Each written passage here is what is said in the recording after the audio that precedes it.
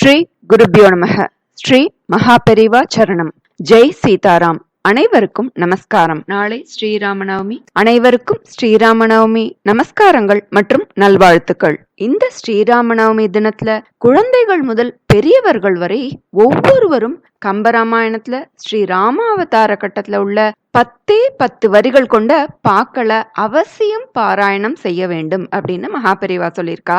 அது மட்டும் இல்ல, ஸ்ரீராமநவமிய நாம எப்படி கொண்டாடணும், அன்றைய தினம் எல்லாரும் சேர்ந்து சொல்லக்கூடிய மந்திரம், அதனால ஏற்படக்கூடிய பலன், அன்று மாலையோ அல்லது மறுநாளோ கம்பராமாயணத்துல உள்ள ஸ்ரீராமர் பட்டாபிஷேகம், இப்படி நாம ஸ்ரீராமநவமி தினத்துல என்னெல்லாம் செய்யணும்னு சொன்னதை நம்ம இந்த பதிவுல பார்க்கலாம். நன்மையும் செல்வமும் நாளும் நல்குமே, திண்மையும் பாவமும் சிதைந்து தேயுமே, சென்மமும் மரணமும் இன்றி தீருமே, இம்மையே ராமா என்ற 2 எழுத்தினால் ஸ்ரீராமநவமி என்று குழந்தைகள் முதல் பெரியவர்கள் வரை ஒவ்வொருவரும் அனைவரும் கம்பராமாயணத்துல உள்ள ஸ்ரீ ராமாவதார கட்டத்துல உள்ள கீழே நான் அடுத்து சொல்லக்கூடிய பாக்களை அவசியம் ஒரு முறையாவது பாராயணம் செய்ய வேண்டும். கேட்டால் கூட போதும் அப்படின்னு மகாபெரிவா சொல்லியிருக்கா. அதனால நம்ம அந்த பாக்களை பார்க்கலாம்.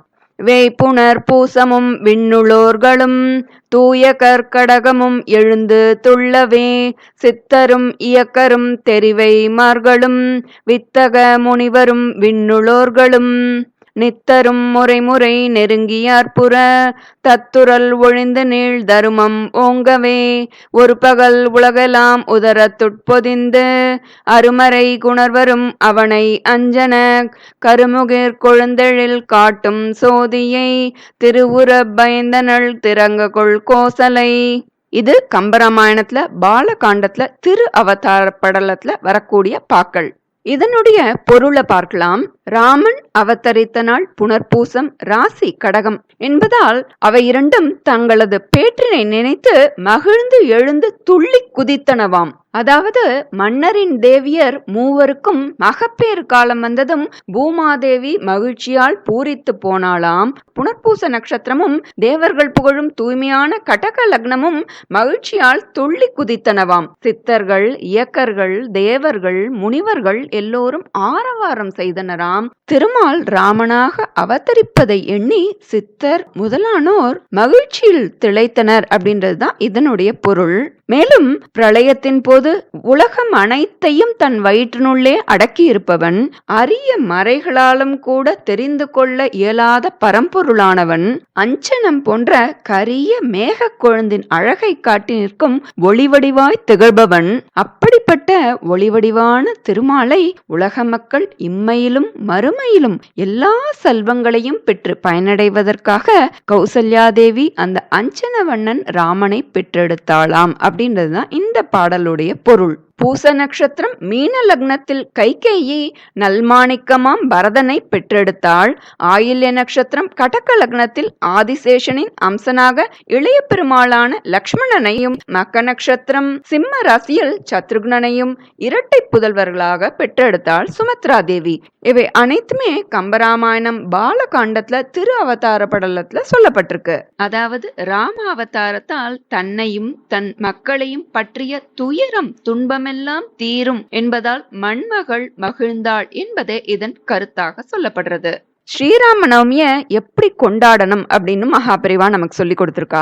20 வயதுக்கு மேற்பட்டவர்கள் அவசியம் ஸ்ரீராம நவமி அன்னைக்கு முழுவதும் பட்டினியாக சித்த உபவாச விரதமாக இருக்க வேண்டும் அப்படின்னு சொல்லியிருக்கா. முடிந்தவர்கள் விரதம் இருக்க முயற்சி செய்யலாம். அது மட்டுமல்ல, ஒவ்வொரு கிராமத்திலையும் பள்ளி சிறுவர்கள்ல இருந்து முதியவர்கள் வரை எல்லாரும் ஏதாவது ஒரு கோவில் சன்னதியிலேயோ அல்லது பஜனை மடத்திலேயோ எல்லாரும் ஒன்று கூடி ஸ்ரீராமநாம மந்திரத்தை 5 நிமிஷம் ஜபம் செய்தோ பஜனை செய்தா போரும் அப்படின்னு சொல்லி பெரியவா சொல்றா. அது மட்டுமல்ல, ஸ்ரீராம் ஜெயராம் ஜெய் ஜெய் ராம், ஸ்ரீராம் ஜெயராம் ஜெய் ஜெய் ராம் அப்படின்ற 13 அக்ஷரங்கள் கொண்ட மந்திரத்தை ஒருவர் முதல்ல சொல்லணும். எல்லாரும் அதை பின்பற்றி சொல்லணும். ஊரை சுற்றி வந்து முதல்ல ஆரம்பிச்ச இடத்திலேயே பூர்த்தி பண்ணணும். அங்க 10 நிமிஷம் பஜனை செஞ்சு அதை பூர்த்தி பண்ணணும் அப்படின்னு சொல்லியிருக்கா. முடிந்தவர்கள் இது போல பஜனையோ இல்ல கோவில்கள்லயோ செய்யலாம். அல்லது தாங்களே ஒன்று கூடி ஒரு இடத்திலேயே இருப்பிடத்திலேயே ஒன்று சேர்ந்து இந்த 13 அக்ஷரம் கொண்ட ஸ்ரீராம் ஜெயராம் ஜெய் ஜெயராம் மந்திரத்தை சொல்லலாம். அதற்கும் நிச்சயம் பலன் உண்டு.